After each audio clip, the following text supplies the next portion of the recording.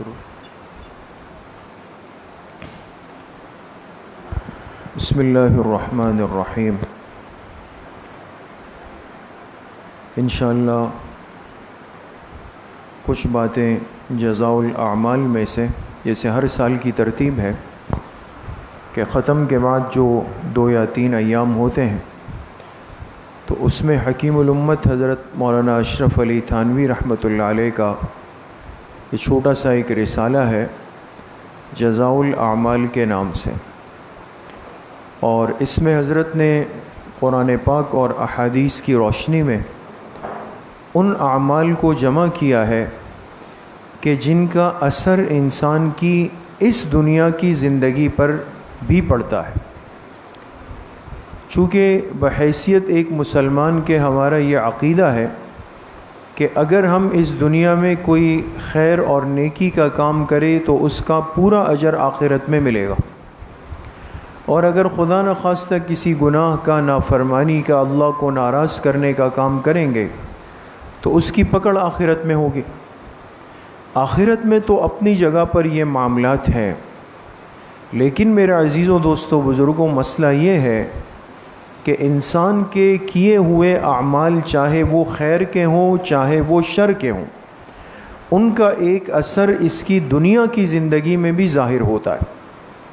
اس زندگی میں بھی اپنی آنکھوں سے انسان دیکھ لیتا ہے کہ اس نے جو نافرمانی کی اس کا کیا برا اثر سامنے آیا، یا اس نے جو نیکی کی اس کا کیا اچھا اثر سامنے آیا.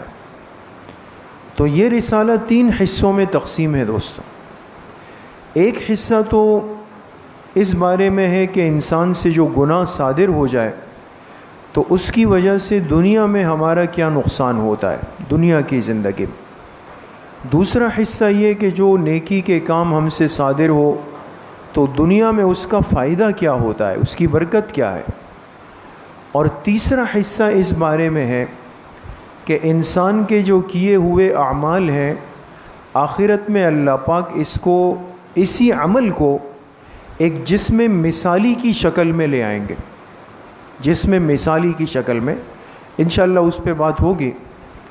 تو آج مختصراً یہ ہے کہ اگر ہم کوئی گناہ کریں اور اللہ کی نافرمانی کریں اور پھر اس سے توبہ نہ کریں تو اس سے ہماری دنیا میں کیا کیا نقصان ہو سکتا ہے، وہ چند باتیں انشاءاللہ عرض کرنی ہے.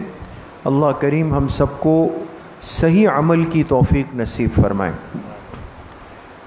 فرماتے ہیں کہ معاصی اور نافرمانی کا ایک بڑا اثر یہ ہے کہ انسان علم اور نور باطنی سے محروم ہو جاتا ہے. علم یعنی علم دین اور علم نبوت، اور باطن میں اللہ پاک نے ایک نور رکھا ہے، انوارات رکھے ہیں، اس سے انسان محروم ہو جاتا ہے. کیوں؟ فرماتے ہیں اس لیے کہ علم ایک باطنی نور ہے اور معصیت اور گناہ سے باطن کا نور بجھ جاتا ہے، یہ ختم ہو جاتا ہے. اس لیے امام مالک رحمۃ اللہ علیہ نے حضرت امام شافعی رحمۃ اللہ علیہ کو ایک وصیت فرمائی تھی. یہ دونوں ہمارے دین کے بڑے امام ہیں دوستو. دنیا کا ایک حصہ امام مالک کو فالو کرتا ہے، ان کی اتباع کرتا ہے، ایک حصہ امام شافعی رحمۃ اللہ علیہ کی اتباع کرتا ہے. لیکن ان میں استاذ اور شاگردی کا بھی رشتہ ہے. امام مالک استاذ ہیں، امام شافعی رحمۃ اللہ علیہ ان کے شاگرد ہیں. تو استاذ شاگرد کو کیا نصیحت کرتے ہیں؟ فرماتے ہیں انی اری اللہ تعالی قد القى علی قلبک نورا فلا تطفئه بظلمۃ المعصیہ. فرمایا اے محمد ابن ادریس الشافعی، میں یہ دیکھ رہا ہوں کہ اللہ تعالیٰ نے آپ کے دل میں ایک نور ڈالا ہے. نور، اس کو گناہوں کی تاریکی سے بجھا مت دینا، ختم مت کر دینا. دوسری بات فرماتے ہیں کہ معصیت اور گناہ کا دنیاوی نقصان یہ ہے کہ انسان کا رزق تنگ کر دیا جاتا ہے، اس کے رزق میں کمی آنا شروع ہو جاتی. رزق کی کمی سے مراد یہ ہے کہ وہ انسان کے لیے کافی نہیں رہتا. شاید چیزیں زیادہ ہو گھر میں لیکن پھر بھی پورا نہیں ہو رہا، برکت نہیں ہے اس میں، یا موجود تو ہیں لیکن اس کے باوجود بھی انسان دن بدن بیماریوں کی طرف جا رہا ہے، جسم میں کوئی طاقت نام کی چیز ہی نہیں آ رہی۔ تو انسان کو دیکھنا پڑے گا کہ مجھ سے اللہ کی کوئی نافرمانی تو نہیں ہو رہی۔ اسی طریقے سے فرماتے ہیں کہ ایک بڑی مصیبت گناہ کی یہ ہے کہ اللہ تعالیٰ کی ذات سے وحشت ہونے لگتی، یعنی اللہ کی ذات سے، اللہ کے بارے میں۔ کیا مطلب یہ کہ جہاں اللہ کا تذکرہ آئے، اللہ کے نام کا تذکرہ آئے، اللہ کے دین کا، اللہ کی شریعت کا تذکرہ آئے، تو اس کے دل پہ بوجھ بن جائے گا۔ جیسے آج بہت سارے لوگ ہوتے ہیں، نارمل باتیں ہو رہی ہوگی، خوب گپ شپ کر رہے ہوں گے سب کچھ، ذرا آپ نے دین کی بات کی یا فرمایا اللہ نے یہ کہا، بھئی چھوڑ دے یار یہ باتیں، کہاں مولوی بن کے پھر رہے ہو، کہتے نہیں کہتے؟ بھائی یہ باتیں مسجد کے لیے رکھ دو۔ اللہ کے نام سے ایک وحشت آ جاتی ہے، نعوذ باللہ، یہ بھی اللہ کی ناراضگی کی دلیل۔ اسی طریقے سے فرماتے ہیں کہ گناہ کا ایک بڑا نقصان یہ ہے کہ اللہ کے نیک اور صالح بندوں سے بھی انسان کو نفرت پیدا ہو جاتی، نیک بندوں سے۔ اپنے لیے پھر ایسا ہی بندہ ڈھونڈے گا جو اس کے ذوق کا ہو، جو اس سے گناہ کی باتیں کریں، نافرمانی کی باتیں کریں، اس کو گناہ سکھائے، فحش باتیں کرے اس کے ساتھ، وہ اس کو اچھا لگے۔ اگر کوئی نیک آدمی نظر آیا یا مجلس میں بیٹھ گیا، صالح آدمی آ گیا، تو اس کا دل چاہے گا کہ یا تو یہ اٹھ کے جائے یا میں اٹھ کے چلا جاؤں۔ نیک لوگوں سے ایک وحشت اور نفرت پیدا ہو جاتی۔ پانچویں بات فرمائی کہ ایک بڑا نقصان معصیت کا یہ ہے کہ انسان کے لیے مقاصد کے حصول میں دشواری پیش آتی۔ جو مقاصد ہیں انسان کے، اس کو پورا کرنے میں دشواری پیش آنا شروع ہو جاتی۔ مثال کے طور پہ ہم ایک چیز کا ارادہ کریں گے، پوری تیاری کریں گے، ورکنگ کریں گے، سب کچھ کر لیں گے، لیکن وہ کام ہوگا کہ بن کے نہیں دے گا۔ انسان کہے گا یار فلاں کا ہو گیا، اس کا ہو گیا، اس کا ہو گیا، اس کا ہو گیا، یہ ساری ڈاکیومنٹیشن میں نے بھی کی ہے، سب کچھ میں نے بھی کیا ہے، پتہ نہیں میرا نہیں ہو رہا۔ مقاصد میں رکاوٹ کیوں آ رہی ہے اور مقاصد پورے کیوں نہیں ہو رہے؟ اس لیے ہمیشہ اس کو اس پہلو پر نہ ڈالا جائے کہ بھئی مجھ پر تو کسی نے بندش کرا دی، میرے کام کسی نے بند کر دیے۔ پہلے یہ چیک کریں کہ کہیں میں نے اللہ پاک کی نافرمانی کی تو نہیں شروع کر دی، ایسا عمل تو مجھ سے سرزد نہیں ہو رہا کہ جس سے اللہ پاک ناراض ہو گئے ہیں، میرے بنے ہوئے کام بھی رکنا شروع ہو گئے۔ اسی طریقے سے فرماتے ہیں ایک چھٹا بڑا نقصان یہ ہے کہ اگر معصیت سے توبہ نہ کی جائے تو ایسے بندے کا دل، اس کا چہرہ اور اس کی آنکھیں بے رونق ہو جاتی، تاریک ہونا شروع ہو جاتی۔ دل پہ ایک تاریکی آئی، چہرے پہ ایک تاریکی آئی، آنکھوں میں ایک تاریکی آئی، یہ سب چیزیں۔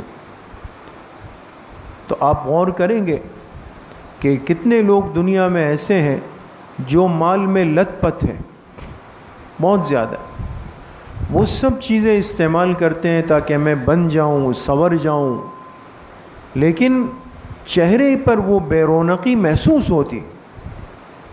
اس کے مقابلے میں ایک صاحب اعمال، ایک نمازی، ایک تقویدار، وہ آپ کو نظر آئے گا، اس کے کپڑے، اس کا لباس، اس کا جسم، وہ کوئی ایسا صحت مند جاندار نہیں ہوگا، لیکن اس کے چہرے پر ایک رونق اور نور ہوگا، ایک نور ہوگا۔ اس لیے چہرے کی خوبصورتی کا اس چیزوں سے تو تعلق نہیں ہے جس کی طرف آج ہم جاتے ہیں۔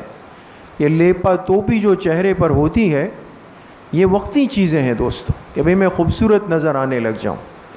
اس لیے ہمارے بزرگوں نے لکھا کہ جو آدمی نماز میں سجدہ ترتیب کے ساتھ کرے اور درود شریف کی کثرت کرے گا، اس کے چہرے پہ انوارات آ جائیں۔ تجربہ شرط ہے۔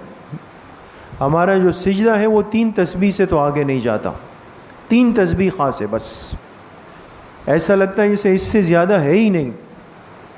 7 مرتبہ 11 مرتبہ 17 مرتبہ کر کے تو دیکھیں، اور رمضان کے آخری دن چل رہے ہیں، نوافل میں لمبے لمبے طویل طویل سجدے کریں، اور پھر دیکھیں آپ انسان کو کیسے ایک خوشی کی کیفیت اور فرحت دل کے اندر محسوس ہوتی۔ تو یہ اللہ کا ایک ضابطہ ہے۔ اسی طریقے سے فرماتے ہیں کہ گناہ کا ایک نقصان یہ کہ عمر میں بے برکتی پیدا ہو جاتی، زندگی میں بے برکتی آ جائے گی۔ کیا مطلب؟ کہ وہ کام جو پہلے وقت پہ ہو جاتے تھے وہ اب نہیں ہو پا رہے۔ پہلے جو کام سہولت سے ہو جاتے تھے، حالانکہ پہلے یہ سہولیات نہیں تھی، ہر چیز کے لیے ہاتھ استعمال ہوتا تھا، پیدل چلنا پڑتا تھا۔ آج دیکھیں نا، مشینی زندگی ہے، مستورات مشین میں کپڑے ڈالتی ہے، بس پھر چلی گئے، ختم۔ اب آٹومیٹک مشین اس کپڑوں کو دھو بھی رہی ہے، اس کو جو ہے وہ سکھا بھی رہی ہے، سب کچھ، بس اتنا تکلف کرنا ہے کہ جا کے اس کو اٹھا کے لانا ہے۔ پہلے یہ تھا دوستوں، پہلے تو سب کچھ ہاتھ سے کرنا ہوتا تھا۔ آج ہر چیز مشین پر ہے، تو ہونا چاہیے تھا کہ ہمارے پاس بڑا وقت ہوتا، لیکن جتنی چیزیں آ رہی ہیں سہولت کی، وقت نہیں ہے ہمارے پاس، کم ہوتا جا رہا ہے، کم ہوتا۔ یہ اس لیے کم ہو رہا ہے کہ برکت ختم ہو گئی، اللہ برکت لے لیتے، تو گھنٹوں کے اندر بھی انسان کوئی کام نہیں کر پائے گا اس کے اندر۔ اسی طریقے سے ایک بہت بڑا نقصان یہ ہے، فرمایا جو معصیت کا عادی ہو تو ایسے آدمی سے بالآخر ایک وقت آتا ہے کہ اللہ پاک توبے کی توفیق واپس لے لیتے۔ کتنی خطرناک بات ہے۔ اور اس کا طریقہ یہ ہوتا ہے کہ جب یہ گناہ سے باز نہیں آتا، دن بدن اس کے توبے کا ارادہ کمزور ہوتا چلا جاتا ہے، کمزور ہوتا چلا جاتا ہے، اور یہ کمزوری یہاں تک پہنچ جاتی ہے کہ ایک دن اس کی توبے کی توفیق اللہ پاک سلب کر لیتے ہیں، اور پھر ایک دن اسی حالت میں اس کی موت آ جاتی۔ تو اللہ پاک ہم سب کی حفاظت فرمائیں، اور گناہوں کے جو نقصانات ہیں اس کو سمجھنے کے اور اس کا ادراک کرنے کے، اور پھر اس سے بچنے کی اللہ ہم سب کو توفیق نصیب فرمائے۔ وآخر دعوانا ان الحمد للہ رب العالمین۔